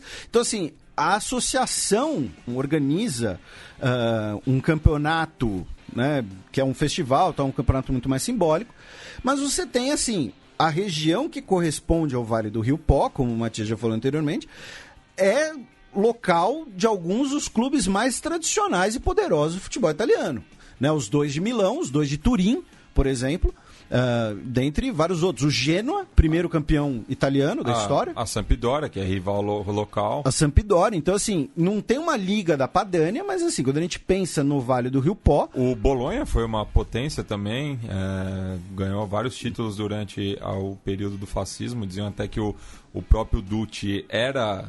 torcedor do Bolonha. Eu não sabia dessa história. Mas ele não gostava de futebol. O que eu sei é isso, que o Benito Mussolini usava muito o futebol, mas que ele não gostava. Inclusive o Mussolini ele é muito curioso, né? Porque assim, por exemplo, ele proibiu, né, o jazz na Itália por ser uma coisa americana, uma coisa de negros, inclusive e tal.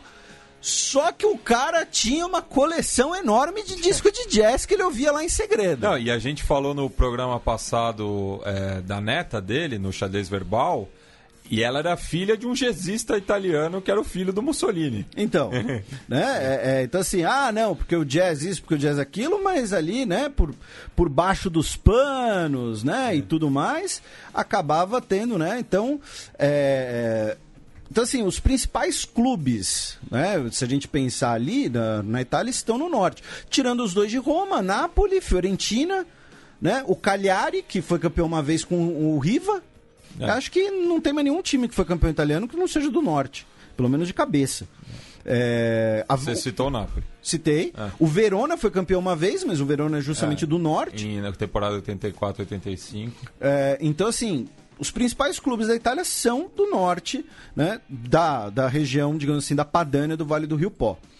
Falando em jogadores, aí a gente fez aqui uma brincadeira, né, que é o seguinte, os jogadores que atuam pela Padania são jogadores muitas vezes semi-amadores ou então de pouco destaque, tá? Eu passei uns 40 minutos no Google tentando achar escalações, jogando o nome dos caras no Google, e achei basicamente 2 nomes que vale citar, e um é pelo sobrenome só, tá?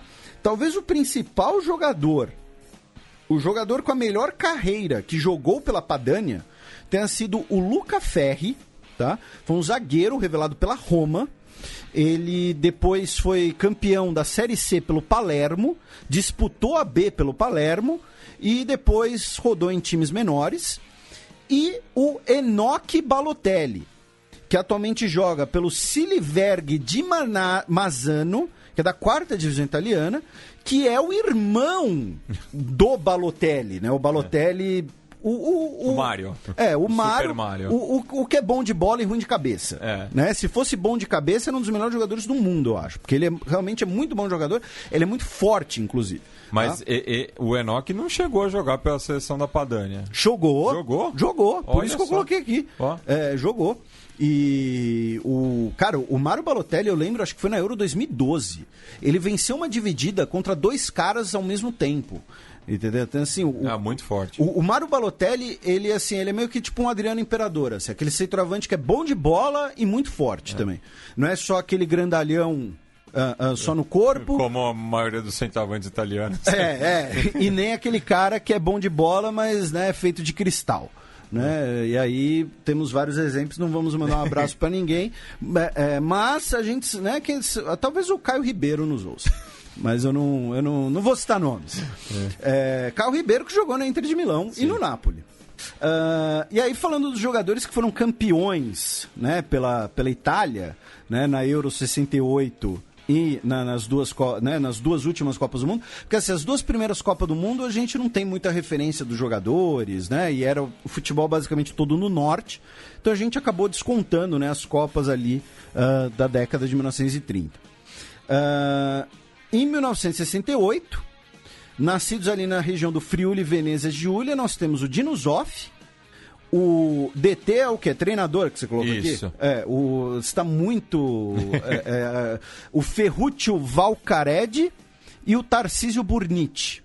No Piemonte era o Bercellino, o Rivera, Roberto Rossato e o Sandro Mazzola, né, que o filho do Valentino Mazzola, o bom mesmo.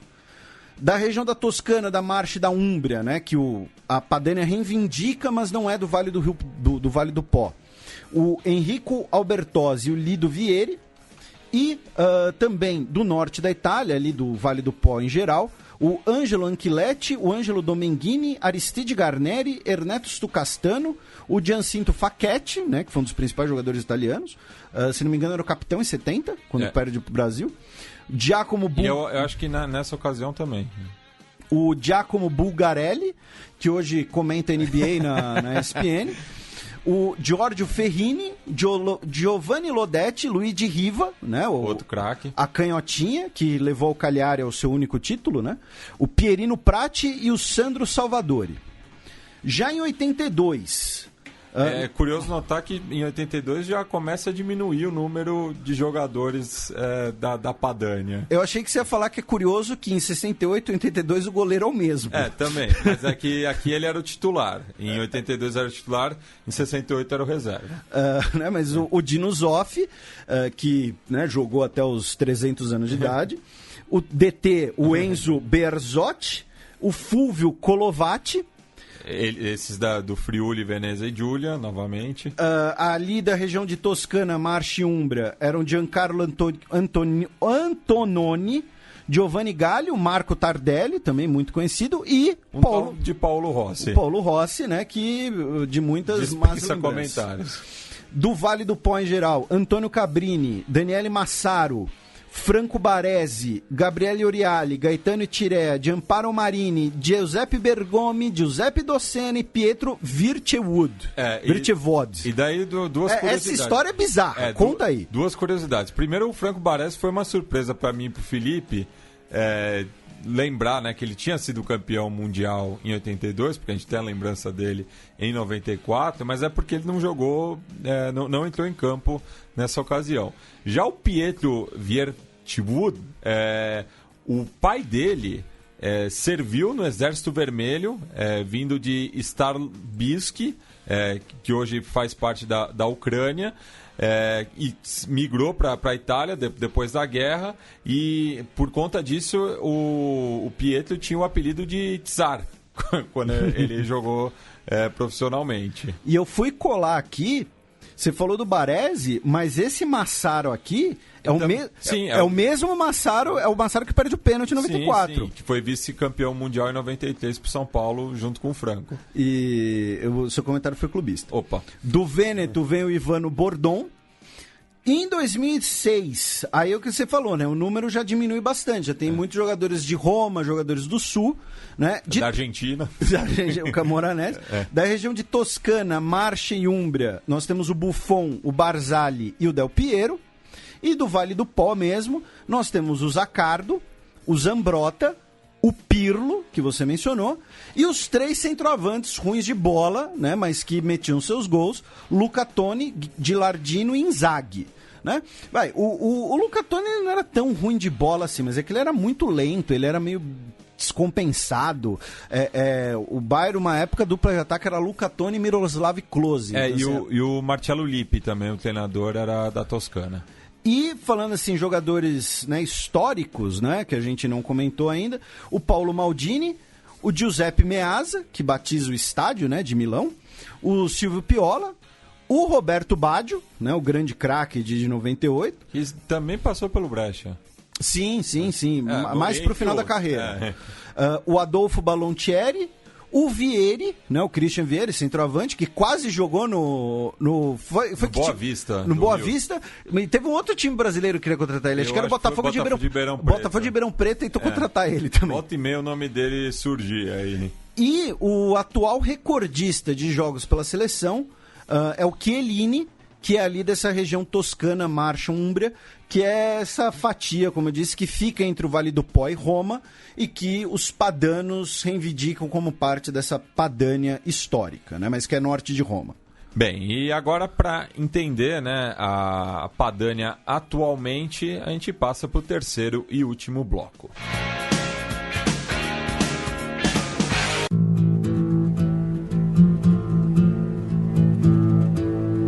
O mapa.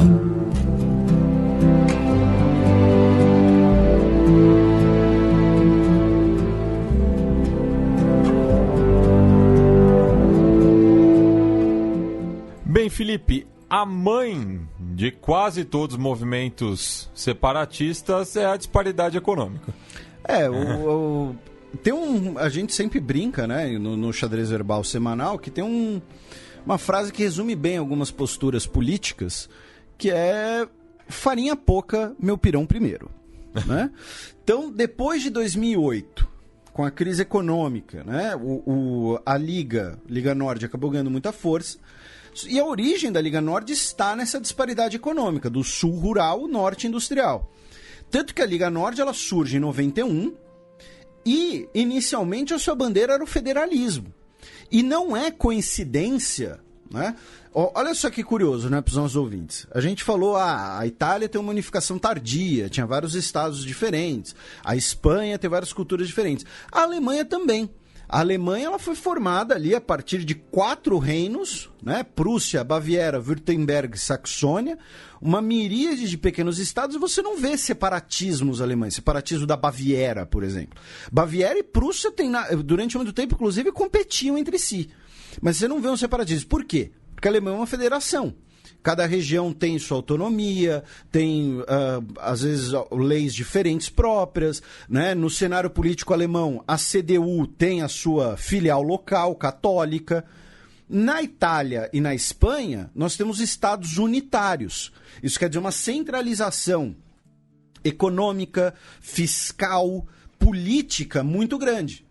Então, inicialmente, a Liga Nord ela é fundada com a ideia de propor o federalismo na Itália, por conta do pensamento seguinte: olha, o norte é industrial e a gente paga muito imposto para receber pouco retorno de Roma, porque Roma gasta nosso dinheiro com os nordestinos vagabundos, quero dizer, com os sulistas vagabundos. Né? Então, assim, claro, o Brasil ele acaba sendo, né, o chamado federalismo às avessas. Né? O Brasil é um federalismo de ponta cabeça. Mas, no caso italiano, essa disparidade econômica, essa diferença entre norte e sul, acaba motivando a criação da Liga Nord, em 91, que, repito, inicialmente é fundado como um partido que propõe o federalismo. Tá? Quem fundou o partido foi o Humberto Bossi, a gente já vai ver mais sobre ele, só que na década de 90, nós temos uma radicalização, né, do partido, que passa a ter uma ala que vai defender o separatismo da Padania e essa visão nacionalista da Padania. Tá? Em 96, né, o partido vai proclamar a independência, entre aspas, da Padania. Mas vejam só como nós temos essa mudança. Né? O Liga Nord foi fundado defendendo um liberalismo federal, um estado de bem-estar social, uma postura anticlerical, porque considerava que a Igreja Católica, né, é parte dessa, digamos assim, dessa centralização em Roma, né, dessa centralização da identidade italiana, inclusive. E lembrando, não existe exatamente uma identidade italiana. Né? O próprio idioma italiano, que a gente chama de italiano, na verdade é o florentino. Tanto que você tem os vários dialetos, que até hoje alguns são conhecidos, que são muito diferentes, né? O napolitano tem muito do espanhol. Inclusive, dizem que foi um dos motivos pelo qual Maradona se adaptou tão bem a Nápoles. O calabrês também é muito diferente do que a gente chama de italiano. E anticlericalismo, pró-União Europeia e ambientalismo. Hoje, se você olhar a carta do partido nas últimas eleições, você vai ver um partido conservador, nessa questão de bem-estar social e de liberalismo político. Você vai ver uma postura pró-Igreja Católica, como parte dessa identidade. Você vai ver uma postura eurocética, uma postura crítica aos movimentos ambientalistas e uma postura anti-imigração. Tá? Então, assim, o próprio Liga Nord ele passa por uma mudança. Tá? Uma mudança na sua composição, uma mudança na sua carta de objetivos. Por quê? Porque a própria Itália mudou do início da década de 90 para hoje. Crise de 2008. Novamente, o Liga Nord atual é fruto completo da crise de 2008, tá, gente? Da grande crise de 2008, que a Europa ainda não se recuperou. É bom a gente sempre fazer essa lembrança. A Europa ainda não se recuperou da crise de 2008. Tá? E aí, olha só como curioso. Se você fala da Liga Nord hoje, a Liga Nord é, sem dúvida nenhuma, indubitavelmente, tá? Para ficar mais bonito, o partido à direita na Itália, uma direita populista, junto com o Forza Itália do Berlusconi. Na primeira eleição que a Liga Nord participou, em 92, 95% dos seus filiados eram ex-cristãos democratas, que é um partido do centro-esquerda, 18% era do Partido Comunista e 12% era do Partido Socialista. Né? Pra vocês verem como teve essa mudança na bandeira, que surge como um partido federalista, depois vira um partido separatista e hoje vira um partido meio que um populismo de direita, tentando abraçar diversos segmentos da sociedade, tentando agradar diversos segmentos da sociedade. Tá? Para o jurista que fundamentou, né, intelectualmente a criação da Liga Nord, a Padania, né, o nome dele é Gianfranco Miglio, a Padania seria constituída por 11 regiões da atual Itália, né, as que a gente citou anteriormente, e ele foi eleito senador 2 vezes pela Liga Nord. Depois da morte dele, que a Liga Nord passou a falar, olha, Padania também é as 3 regiões mais ao sul ali, já mais perto de Roma, tá? Lembrando, a Padania não inclui o Tirol, porque eles seriam austríacos, entre aspas, germânicos. A ala jovem do partido se chama Jovens Padanos. E existem capítulos regionais com os nomes de cada região, e que eram partidos já existentes, mas partidos nanicos, tá? Que a própria união desses partidos originou a Liga Nord. Então, a Liga Lombarda, a Liga Veneta, tá? Todos esses são, digamos assim, os partidos regionais da Liga Nord.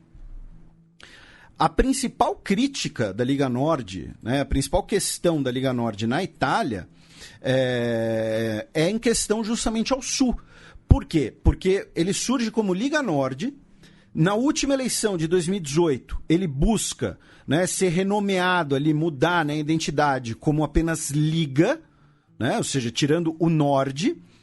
Porém, se você olhar para o mapa de votos das eleições de 2018, você vai ver uma clara clivagem eleitoral, tá? No centro da Itália deu o Partido Social Democrata, no sul da Itália deu 5 estrelas e no norte da Itália deu a Liga Nord, basicamente. Claro, aí ali no Tirol deu o Partido Local, teve outro lugar ali do sul que deu Liga Nord, entendeu? Teve Roma, né? Ficou ali disputada entre eles. Então, assim, claro, não é uma coisa exata, mas você tem uma clivagem regional nesse voto, tá? Especialmente no voto para a Câmara dos Deputados, que tem possibilidades ali dos distritos menores. E em relação ao Sul, você tem diversas polêmicas envolvendo a Liga Nord, políticos da Liga Nord, né, com declarações criticando a migração de italianos do Sul para o Norte, chamando os italianos do Sul de pessoas de vagabundos que não trabalham, que vivem de seguro social, de incentivos. É muito parecido com o preconceito que algumas pessoas do Sul-Sudeste têm com pessoas do Nordeste aqui no Brasil. E o discurso é muito similar também a movimentos separatistas dessas regiões brasileiras. Sim, a ideia o nordestino vive do Bolsa Família. Locomotiva do Brasil. Essas coisas que é uma coisa completamente fora da realidade, tá? Até porque se você olhar, por exemplo, até pelo eixo populacional, os estados que mais têm beneficiários do Bolsa Família são os do Sudeste, tá? Claro, se você colocar na proporção per capita, aí não, né? Mas para deixar claro. Então, assim, mas é aquela visão estereotipada, preconceituosa, muito parecida. Que, veja, a gente não tá criticando aqui, sei lá, uma rivalidade regional. Entendeu? Quando a gente brinca, o gaúcho é do Uruguai que deu errado, o mineiro é o carioca sem praia, sei lá, alguma coisa assim. A gente não tá falando disso, a gente tá falando daquele preconceito do tipo, não, o baiano é vagabundo, o baiano não devia vir para São Paulo. Vamos dar o nome claro, assim, do grego antigo, é xenofobia. Então, assim, é diferente. Lembrando que xeno de fora, fobia, medo de quem é de fora. Não é necessariamente o estrangeiro, né, o fora da sua comunidade, pode ser. Né? O acreano não existe, enfim, essa brincadeira é diferente, tá? O paulista é chato, o paulista fala que nem o Bossa, né? Vocês podem fazer as piadinhas, entendeu? Não tem problema, sabe? Agora, por exemplo, vocês dizerem todo paulista é racista, aí já tá errado, tá? Mas, enfim, só alguns. Mas você tem essa questão muito polêmica, muito divisiva. Inclusive, você tem uma expressão na Itália chamada terrone, que é uma expressão pejorativa para as pessoas do Sul, né? É difícil comparar, tá? Porque, assim, no Brasil ele não é um termo pejorativo, mas seria, assim, uma versão pejorativa da palavra caipira. Entendeu? O pessoal do Sul são os terrones, entendeu? Os caras que são da terra, é o cara que é do interior, entendeu? Que é mais queimado pelo trabalho na terra, tá? É mais chucro, é burrão, entendeu? Essa é uma versão pejorativa do caipira, né? Que o termo caipira, ele não é pejorativo, né? Ele hoje tem uma conotação, inclusive, carinhosa, né? Por conta de música, caipira. Depende um pouco. Ele surge como pejorativo, mas hoje nem tanto. Foi ressignificado, né? Capial acho que já é mais ofensivo. Mas acho que ninguém com menos de 50 anos usa o termo. Eu acho. Eu chamo minha irmã, assim. Falando, né? E assim, mas Felipe, vocês estão sendo injustos com a Liga Nord porque eles mudaram de nome e tal. Não, o nome da Liga Nord ainda eles só mudaram, digamos assim, de marca. Tá? O nome fantasia. O nome da Liga Nord ainda é Liga Nord per la Indipendenza della Padania. Tá? A Liga do Norte pela Independência da Padania. O auge da participação política da Liga Nord, sob certos parâmetros, digamos assim, foi justamente na sua fase nascente, nas eleições de 94, quando depois da fusão de vários partidos regionalistas, a Liga conseguiu 117 assentos na Câmara, de 630, e 60 senadores de 315. Hoje, a Liga Nord tem 123 deputados, também de 630, ou seja, tem 6 deputados a mais do que naquela eleição, só que tem 2 senadores a menos. Hoje a Liga Nord tem 58 senadores. Ou seja, lá na primeira eleição geral da Liga Nord, numa das primeiras, a Liga Nord teve mais senadores. Também a Liga Nord tem 6 cadeiras das 73 cadeiras italianas do Europarlamento, tem a presidência das províncias da Lombardia, do Vêneto e do Friuli Venezia Giulia, tá? A presidência do governo regional é o governador do estado, digamos assim, tá? E dos 897 deputados regionais, que como seria ali a soma dos deputados estaduais, entre aspas, da Itália, a Liga tem 156. Como vocês ouviram várias vezes no nosso programa, a visão de Padania deles não inclui Roma, não inclui a região central. Por quê? Porque Roma é esse símbolo centralizador, esse símbolo, digamos assim, que colonizou os celtas, que é um centralizador autoritário de questões fiscais, de questões tributárias, questões políticas, né? Usando um slogan aqui brasileiro, lembrando, o caso brasileiro é diferente porque a gente é um federalismo às avessas, né? A visão dele seria, digamos assim, mais Padania, menos Roma. Entendeu? Em vez de mais Brasil, menos Brasília, é mais Padania, menos Roma. Mais ou menos isso. Tá? E a ideia do separatismo, ela é mais forte na região da Lombardia. Tá? A região atual da Lombardia, não a Lombardia histórica, em que uma pesquisa de 2012 indicou que 77% dos lombardos apoiam o federalismo e 46% apoiariam a independência da região. Ou seja, quase a maioria dos entrevistados apoiaria a independência da região. A Liga Nord, ela é eurocética e ela não é uma eurocética liberal, como a gente mencionou. Os catalães, eles querem independência porque eles falam, não, a gente vai continuar na União Europeia, não vai mudar muita coisa, a gente só quer ter o nosso país. Né? A Liga Nord, não. Ela defende uma separação unilateral do restante da Itália, tá? Ela não quer uma grande integração europeia, ela tem diversas ressalvas contra o chamado supranacionalismo e aquela ideia de Bruxelas substituir Roma como a vilã. Tá? E contra o chamado supranacionalismo por essa preservação dos valores supostamente padanos. Né? Em 2012, o Bossi deixou de ser o líder do partido devido a divergências internas. Temos a ascensão, então, de Matteo Salvini, atual ministro do interior da Itália e, né, talvez um dos principais nomes da política italiana hoje, né? Talvez não, certamente, mas... Quem está mandando mesmo. Porque assim, a Itália hoje ela vive uma coisa bizarra, né? Porque você tem o Luigi Di Maio, que é o vice-primeiro-ministro e ministro da Economia, e o Matteo Salvini, ministro do interior, que são quem manda mesmo. O primeiro-ministro mesmo, Giuseppe Conte, é um bundão que não apita nada. É um teste de ferro ali, um fantoche ali para ter um acordo entre os 5 estrelas e a Liga. Tá? O Matteo Salvini, que é nascido em Milão, tá? Em dezembro de 2013 se torna o líder da Liga Nord. E tifoso rossonero. Inclusive vai aos jogos do Milan com o boné dos Carabinieri e cachecol da Curva Sul. E posta nas redes sociais. E o Bossi, em julho de 2017, ele foi condenado à prisão por embolsar centenas de milhares de euros de fundos partidários, porém ele não foi preso porque ele já é idoso, tá? Mas ele foi condenado. Aí, na véspera das eleições de 2018, como a gente mencionou, o partido mudou de nome para apenas Liga, mas mudou sua marca, e fundou uma sucursal regional chamada Nós com Salvini, que é para ser a versão regional do Sul. Tá tirando a palavra Nord, né? Nós com Salvini. É um rebranding e que não deu muito certo, né? Inclusive deu um racha com a velha guarda do partido. Porque a velha guarda do partido falou, não, por que você tá aí querendo o voto... personalista? Não, e o voto desses caipira aí? Não tem que querer o voto do Sul mesmo, não, entendeu? Não tem que fazer um partido filial para atrair o voto deles. A gente se vira sem ele. Entendeu? Esse pessoal do Sul aí os caras só sabem fazer linguiça calabresa.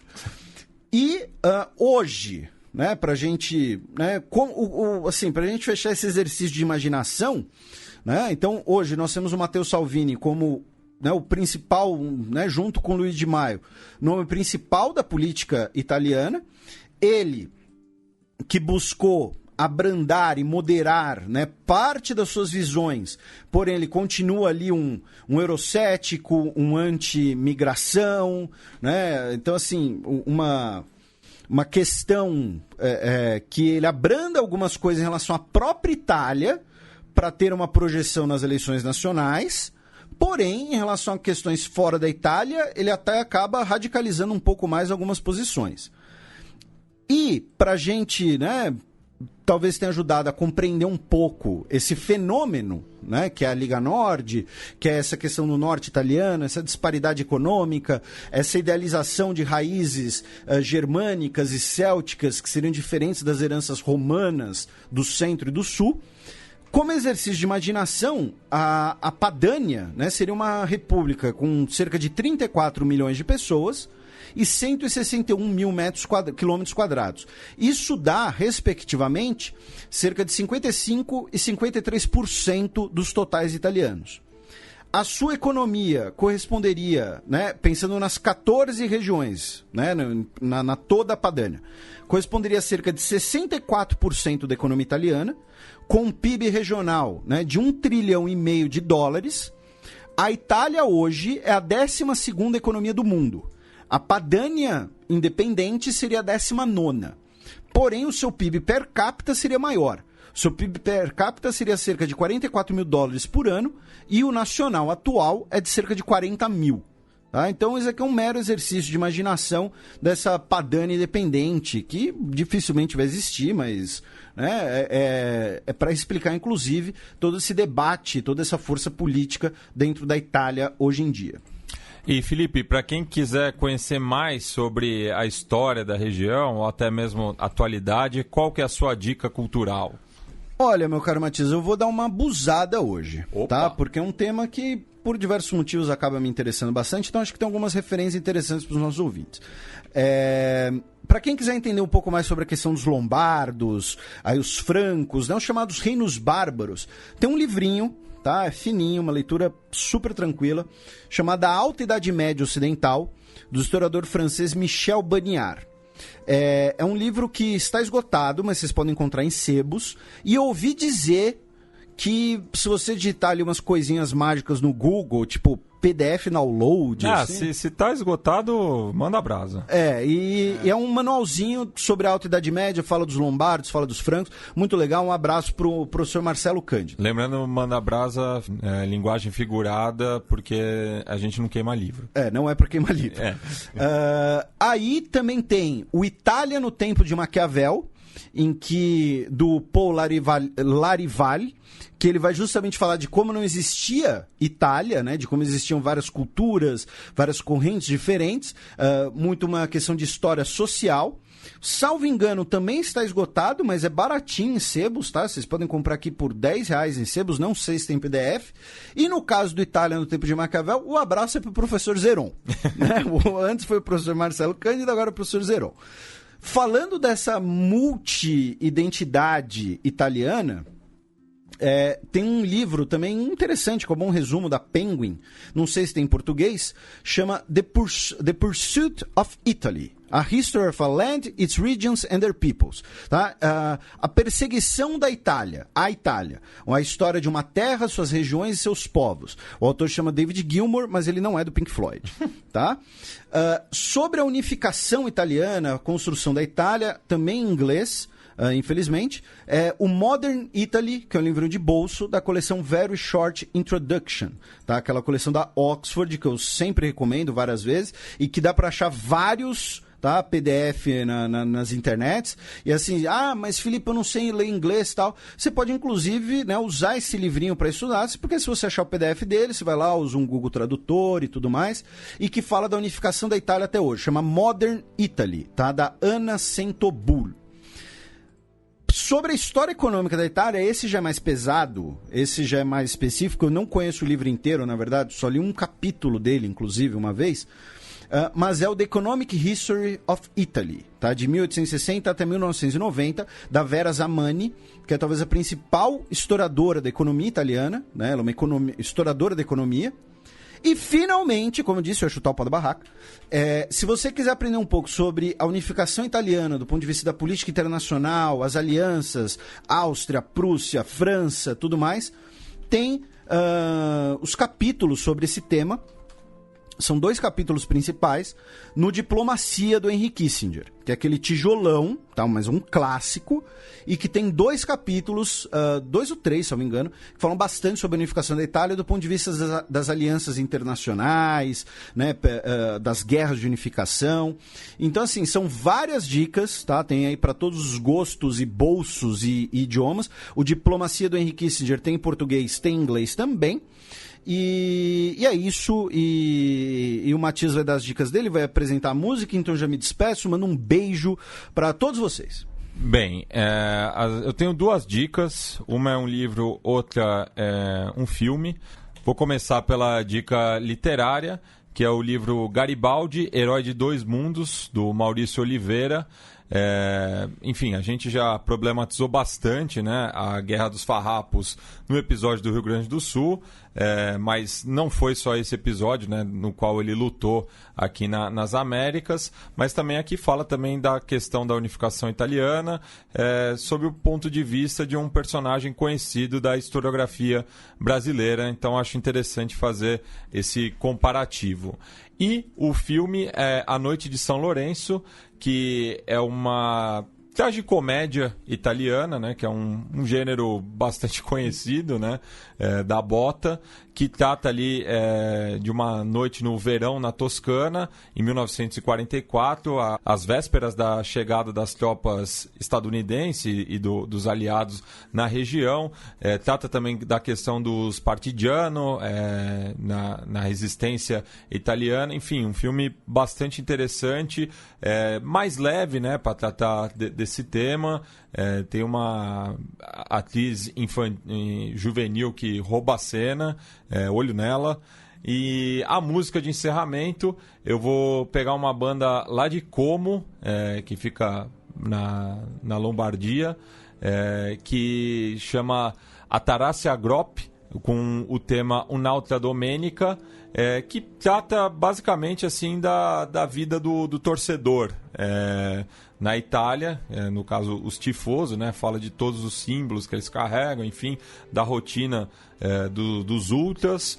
Essa música me foi apresentada pelo amigo Maurício Nosnica, grande torcedor do Santander, mas que gosta bastante do punk rock aí pelo mundo, principalmente ligado ao futebol. Então a gente encerra aí com os Ragazzi do Atarasia Grop. Siamo sempre assieme a voi.